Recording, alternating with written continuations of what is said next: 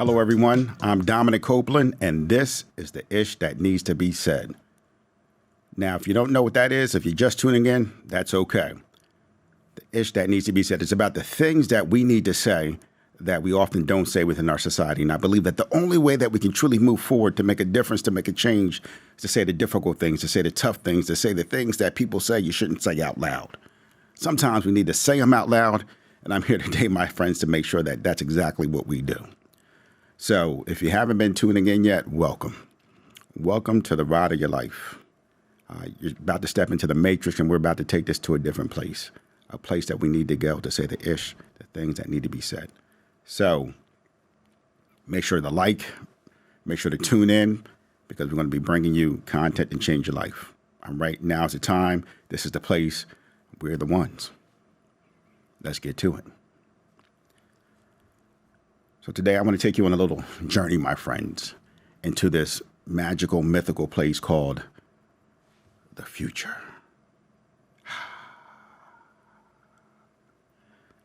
It's the future.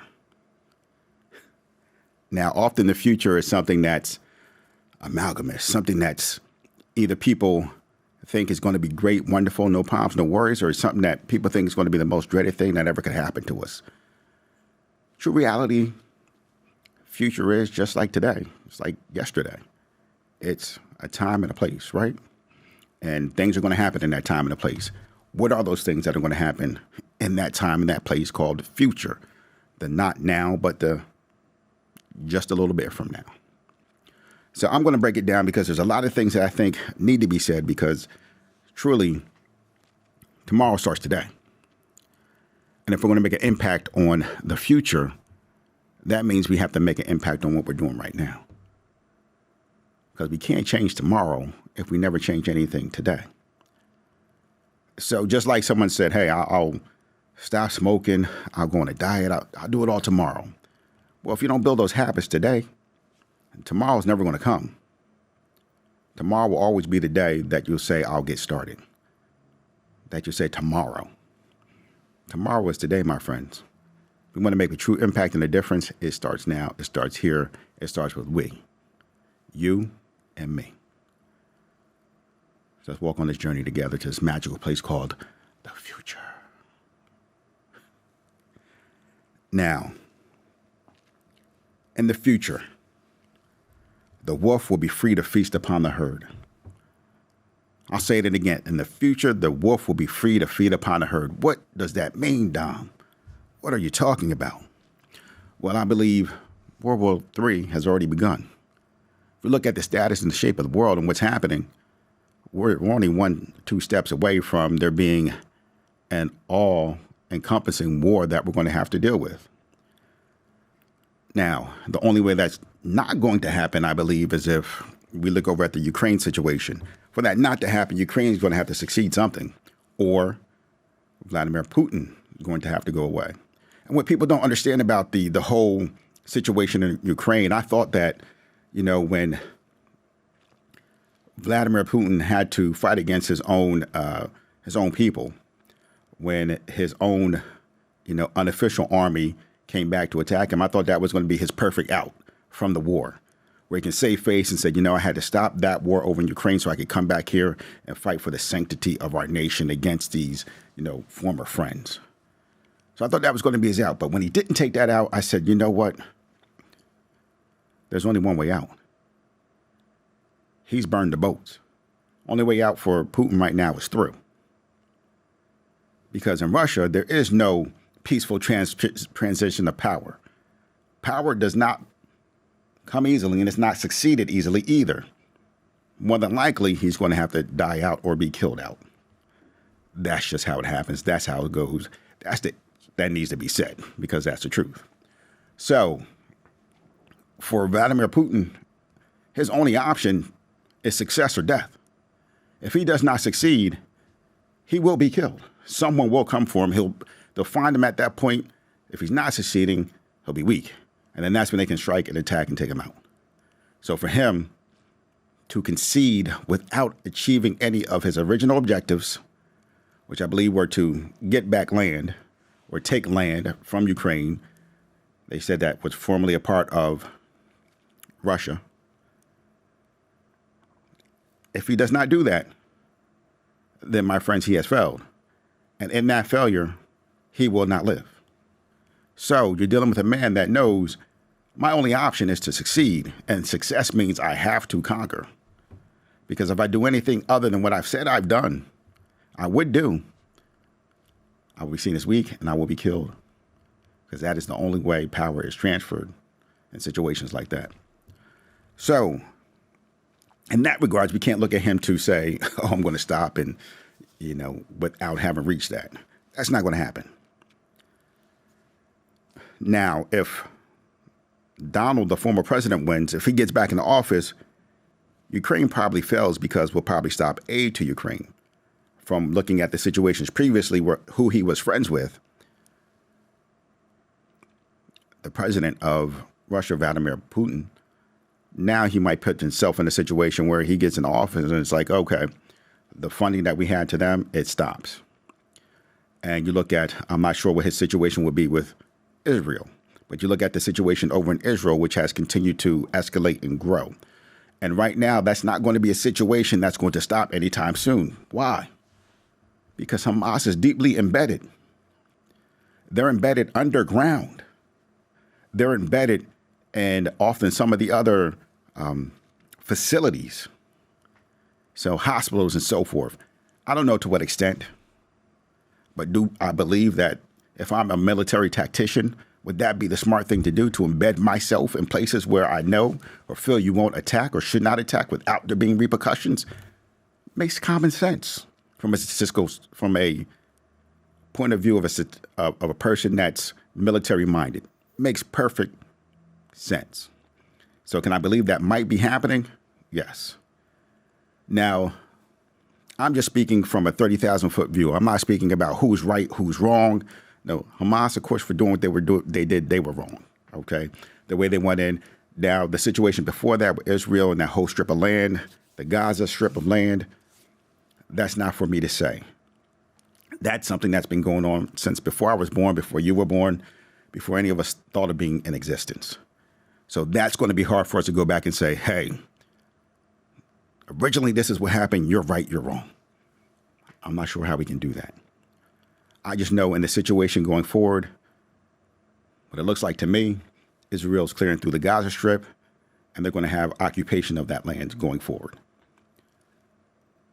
We might run into a slight bit of problem with that, with other countries surrounding that area deciding we're not going to allow that to happen. So then we as the United States of America have to make a decision. How far are we going to go into this? Now you have that front. You have the front with Ukraine. You have China still in action. And China being able to say, you know what? The United States is dividing this attention. We want Taiwan. We can start those actions. Start moving in that direction. So there's so many moving pieces. And you still have North Korea that can say, you know what? Attention divided. South Korea, here we go. So many moving pieces. So in the future, it's hard for me to see a situation where this continues to escalate. We're not going to have a problem. The wolf will be free to feast upon the herd. What does that mean? I shouldn't say it, but I'm going to say it because, my friends, this is not the stuff that I shouldn't say. This is the ish that needs to be said. So I'm going to go ahead and I'm going to say it. Now, on Netflix, I don't know if you've ever seen it. I like to study different things. So looking at Netflix, there's a documentary called The Family. Now, it's not a holiday thing. It's not a holiday movie. It's not a feel-good. There's no Santa Claus that pops up. There's no Thanksgiving turkey that's being served up. What's being served up is we the people, for the most part. So we the people in democracy. Now, The Family is about this group that wields power. They actually hold the National Prayer Breakfast. So it's a breakfast that happens every year in Washington, D.C. It's happened since the 50s, 1953. So World War II ends. Several years after that, the National Prayer Breakfast starts up in Washington, D.C. What's the importance of that? Washington, D.C., the National Prayer Breakfast brings together all the power brokers of D.C. So religious, political. So we have a separation of church and state, but it brings them all together from many different countries as well. Now, You might say, oh, that's pretty cool. But the fascinating part about it is it's not held by the government of the United States of America. Previously, it was not held by any government. It was held by a private group organization called the family. Why is that important? Because the family has a certain philosophy. And their philosophy, part of it is it's not the duty of the shepherd to care for the sheep. For the shepherd is too weak to care for the sheep. It is the duty of the wolf to care for the herd. And if, in order to nourish itself so that it can protect the herd, the wolf must feed upon some of the sheep, feed upon some of the herd, then that must be acceptable. Because that's the only way that the herd can be protected, through the sheep, who at times will need to feast upon them. I don't know about you, but that doesn't sound like any philosophy I want to have parts of. I want to have dictated within my government, or even a broader sense, the prayer breakfast since then has been moved to around the world with this group and organization of family, them spreading the same philosophical concepts. Now, it wasn't until last year, 2022, I think starting with the next upcoming prayer breakfast, wasn't until then that Congress took over the prayer breakfast. So we're talking about 1953 until, 2023? That's a long time. And the only way that it was changed is because a book came out, and then the movie, The Family, was based upon that book. And the book is true to life work about what was happening that no one was talking or discussing. What's happening right below the surface. Also, the philosophies of the family. And if you listen closely, you're going to start to understand why we see things the way that they are today. See, evil doesn't stop. Evil doesn't quit. Evil's always at work. The forces that want what they want, they're always at work. And they're always determined, and they're always planning, and they're always finding different ways to make things happen. The quote-unquote good people, they go about their business. They do their work. They don't have any agendas. They're not trying to conquer the world. They're trying to live. But there's other people out there, their agendas are a little bit different.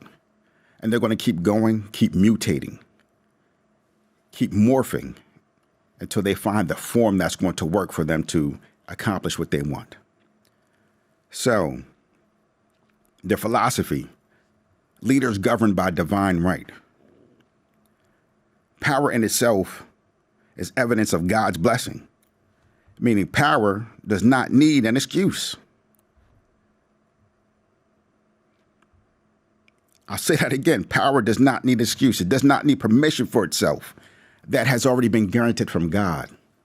A higher power, not a higher power, but the highest power. Therefore, we need not, and in essence, cannot question the will of God through the leaders that stand before us. So the power that the leaders willed, the wolf, must never apologize. It should be held unaccountable for their actions because they can't act with accountability in order to act in the best interest of the people, of the herd, of the sheep. So if the wolf goes and some of the sheep have to die because of a decision that the wolf made, that's okay. Protecting the herd. Some of you may have to go for the rest of the herd to be protected. That's how it is. That's the philosophy.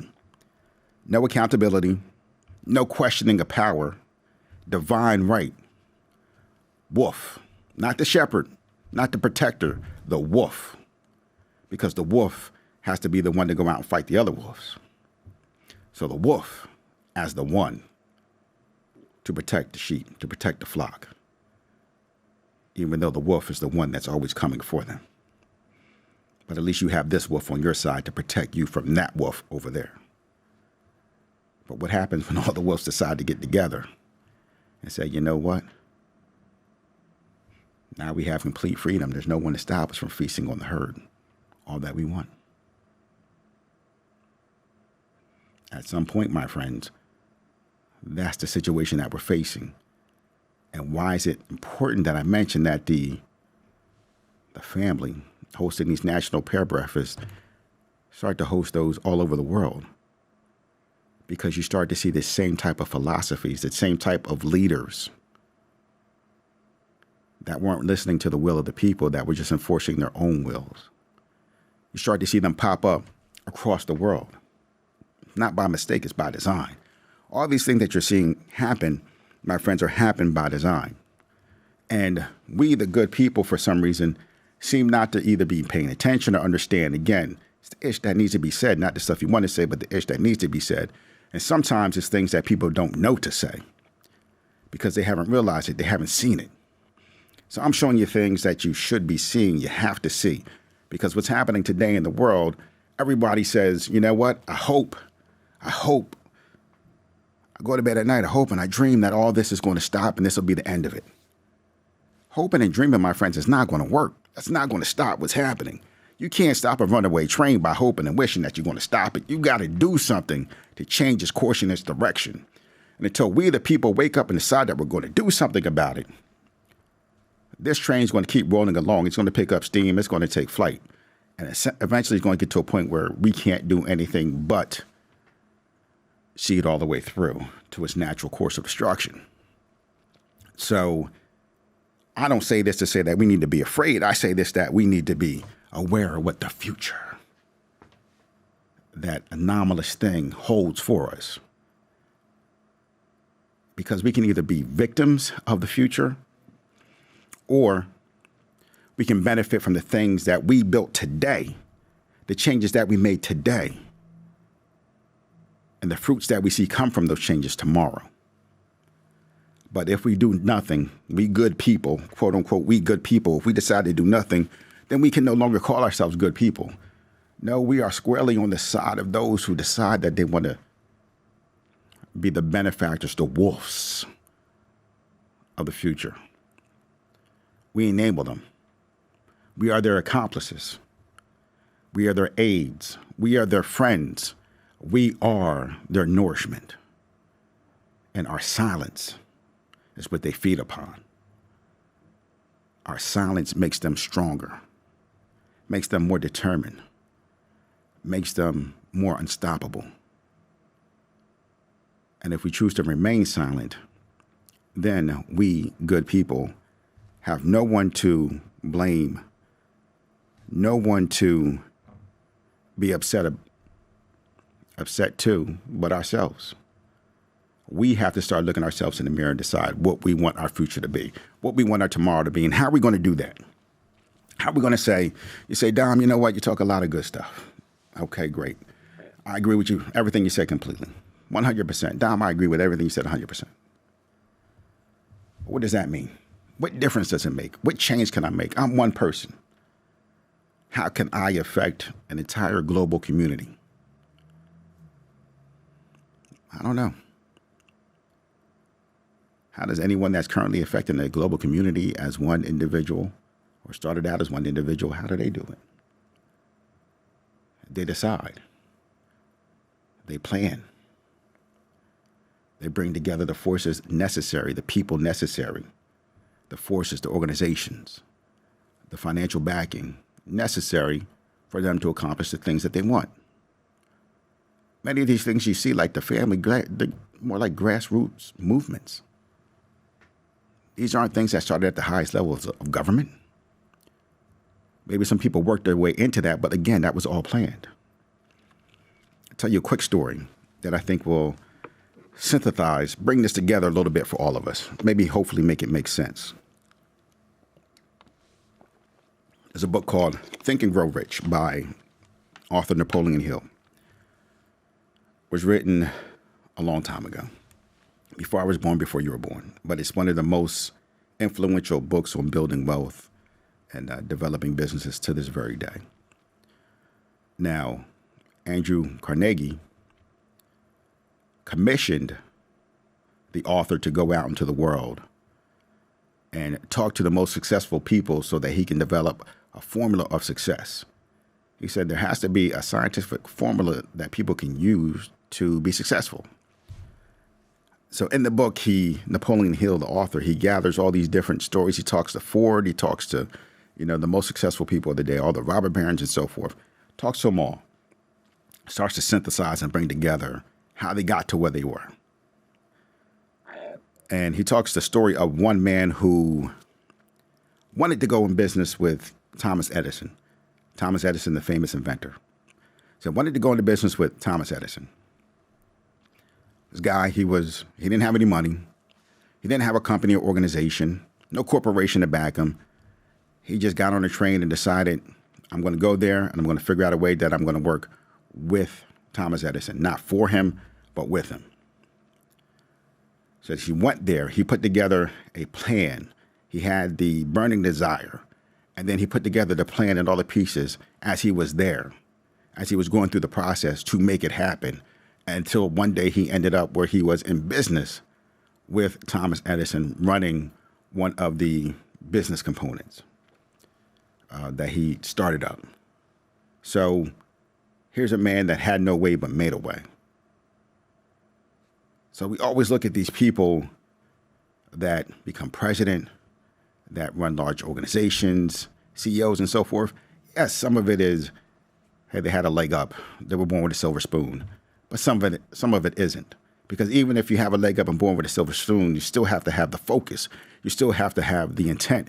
You still have to have the burning desire. You still have to have the strategic capability to move and press forward when things don't go your way in order to get what you want, to be amorphous, to morph as situations change, so that eventually you become who and what it takes to create what you wanted in the first place. Success isn't about who you are, accomplishing things as who you are today. It's about becoming the person that will accomplish what you want. Once you become that person, you often find yourself having accomplished that. So you ask me, how can we make a difference? First, we have to decide and have the burning desire that we want to make a difference, and not just step in and say, you know what, I'm upset, I'm angry about this. But the first sign of trouble, the first sign of adversity, we give up and we go away, because that's what they're counting on. That's what they want. That's what we've always done. Throw in the towel. It's too rough. There's too many odds that are against me. There's a saying that said, first they laugh. Then they try to stop you. Then you win. Now, may you win alone? No. There's too many forces out there. We've seen it before. Assassinations, things happen that change the course of history.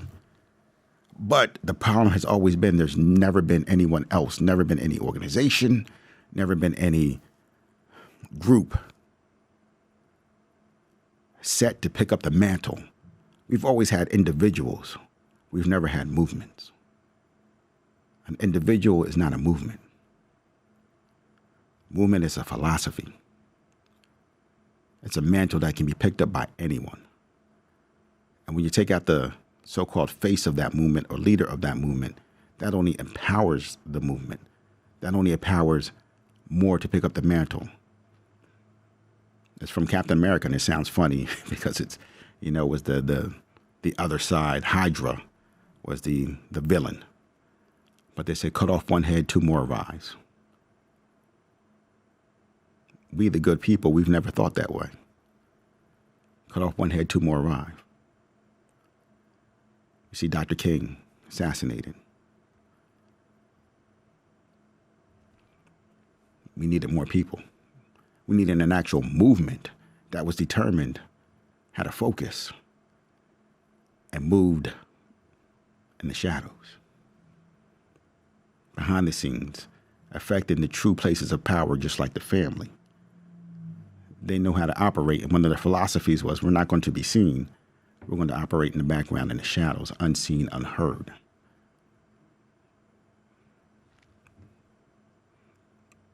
That's the ish that needs to be said, no matter how it sounds. That, my friends, is the truth. Until we embrace that, as we, the good people, we embrace that as the way towards success. long-lasting and meaningful success, and we're able to do the things that are necessary for us to do to affect that change,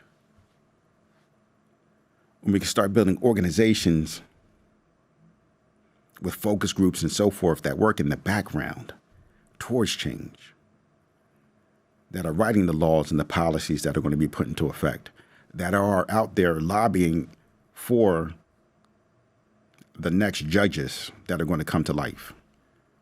Regardless of what you want to say about the conservatives and the conservative movement and what we have right now, they know how to affect change.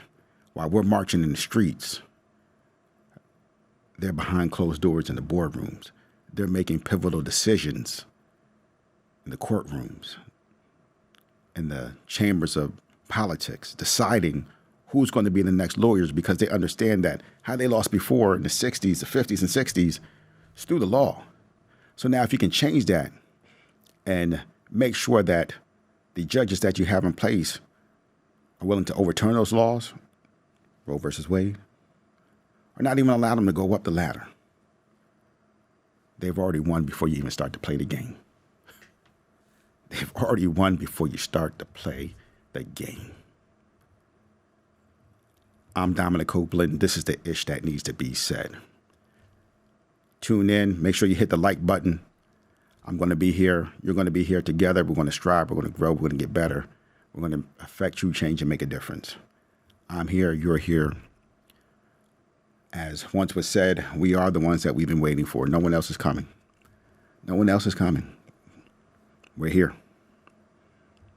What are you going to do? Talk to you soon.